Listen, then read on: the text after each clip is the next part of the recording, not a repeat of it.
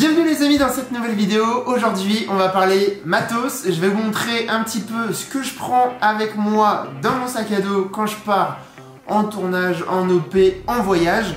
Vous allez voir, il y a pas mal de choses. Et je trouve que c'est pas mal de faire une vidéo comme ça chaque année parce qu'il y a pas mal d'évolutions. Avant j'étais quelqu'un qui balançait ses affaires à la zob dans le sac. Aujourd'hui c'est plutôt bien rangé, plutôt bien organisé. Et je suis fier de ça. Bienvenue dans cette nouvelle vidéo What's in my bag version 2021. Alors, avant de parler des matos, de tout ce que je prends, on va parler sac à dos. Donc, comme vous savez, je suis aficionados de Wondered, qui est une marque de sac à dos créée dans l'Utah aux États-Unis. Donc ça, c'était mon premier sac à dos, le Wonder Prevoke 31 litres. Sac à dos hyper robuste. Sauf qu'aujourd'hui, il m'a lâché. Les fermetures m'ont lâché au bout de 3 ans de vie et loyer au service. Ça fait chier, mais ça reste un excellent produit que je te conseille. Donc ça, c'est vraiment quand je partais en voyage de manière légère. Aujourd'hui, quand je pars, j'ai plus de matos. Je suis passé sur du plein format, donc c'est des objectifs beaucoup plus volumineux, on va dire. Et j'ai besoin d'un peu plus de place. C'est pour ça que je suis passé sur un sac à dos de 45 litres. Et je suis passé sur le Exad, donc toujours chez Wonder.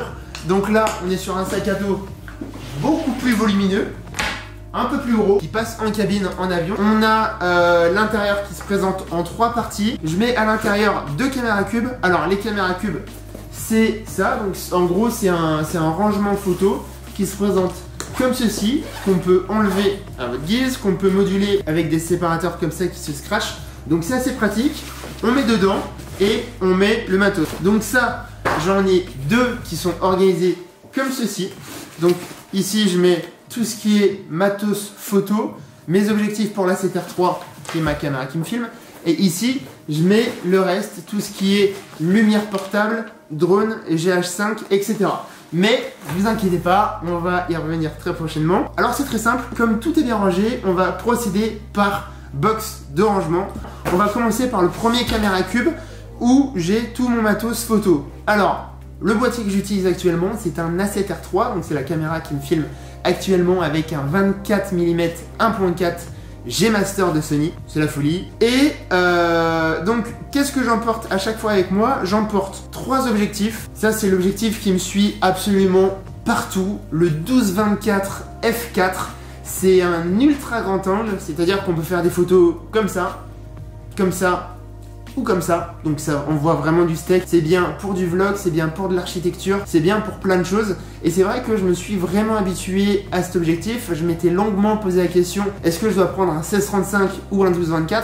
Et finalement, je trouve que j'ai une approche beaucoup plus créative avec un 12-24 parce qu'on a un angle de prise de vue qui est totalement incroyable. Donc, très bon choix. Deuxième objectif, alors celui-là, il a pas longtemps puisque je l'ai acheté en début d'année. Il s'agit du 24-70 f2.8 G Master de Sony. Donc, on est sur une optique encombrante, imposante, très lourde. Par contre, on a un piqué exceptionnel. C'est l'objectif polyvalent de base parce qu'on a à la fois un 24 mm, un 35 mm, un 50 mm et un 70 mm à 2.8 avec soi, avec un rendu de ouf.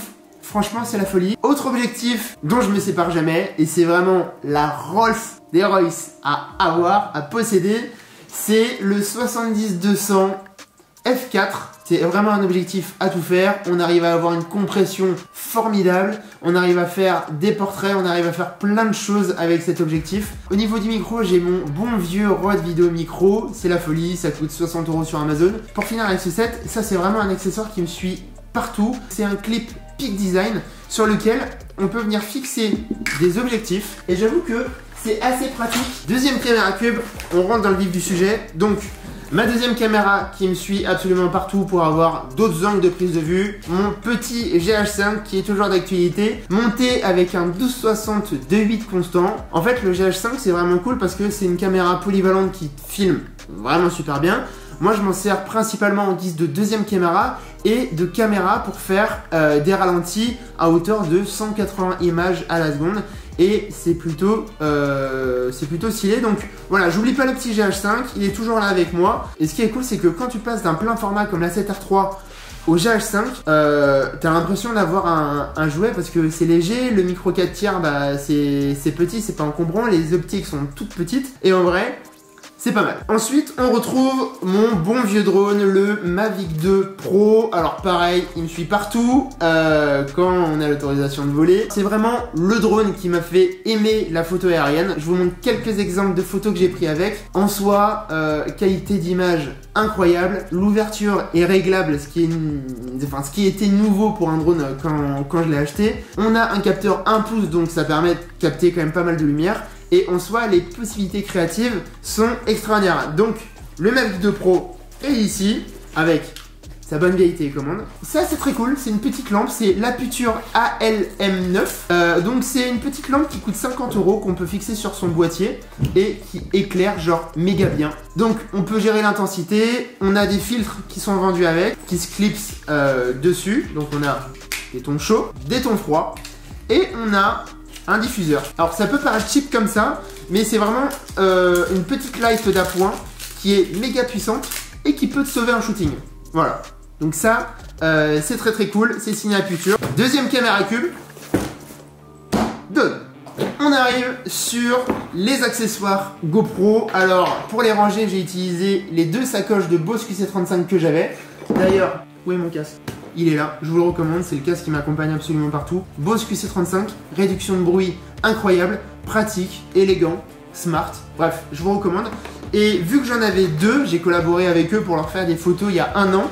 Ils m'ont filé des produits et j'ai réutilisé les sacoches que j'utilise pas pour mettre du matos. Donc, première sacoche, j'ai tout ce qui concerne la GoPro. Donc de ce côté là on a tout ce qui est autocollant 3ème, etc.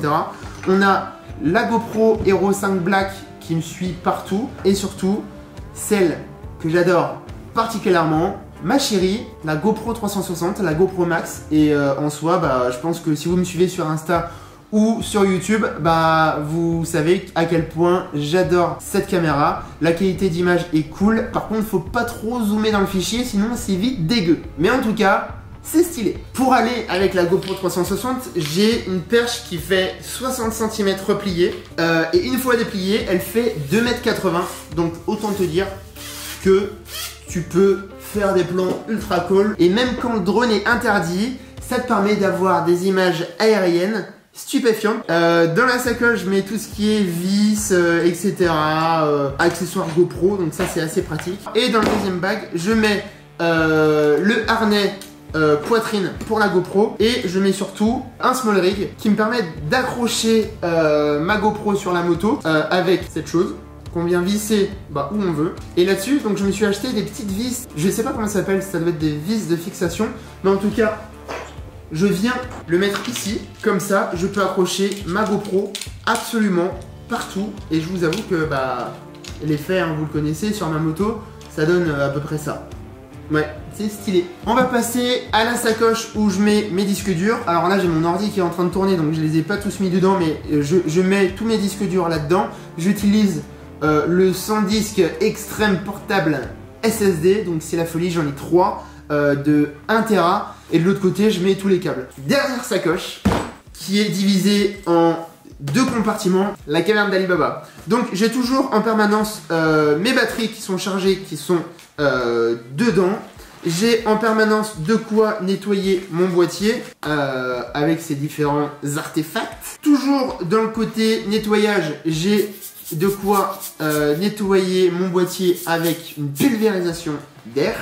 J'ai du gaffeur, la base. J'ai toujours un arc à suisse avec moi pour pouvoir fixer ma caméra, un objectif, n'importe quoi sur un plateau. Une vis de rechange parce que ça me sert de ouf. Le hub USB-C pour le Mac. Je vous rappelle que c'est la folie, on peut même faire du nunchaku avec. Pas mal. Deuxième partie. Et là les gars, c'est bien rangé. On a les choses un peu pratiques, donc deux frontales. On ne sait jamais ce qui peut se passer sur le terrain. J'ai toujours un small rig de secours ici. J'ai ma ventouse pour la GoPro, chose impérative à avoir quand tu fais de l'image. Mon enceinte Bluetooth, alors elle marche super bien, je sais plus laquelle c'est la SoundLink Micro de Bose. Elle crache un son de ouf, elle a une bonne autonomie et entre nous, je l'utilise très souvent, que je sois en one wheel, en moto, je la mets sur la moto, ou avec mes potes, et en vrai, c'est la folie. Et pour finir, on a des Toki qui n'ont plus de piles, donc il faut que je les change. Et ça, pareil, c'est pratique quand tu es sur des tournages ou des shootings et que tu as des mecs à driver avec toi qui sont pas à côté. Ça évite de gueuler à tes souhaits.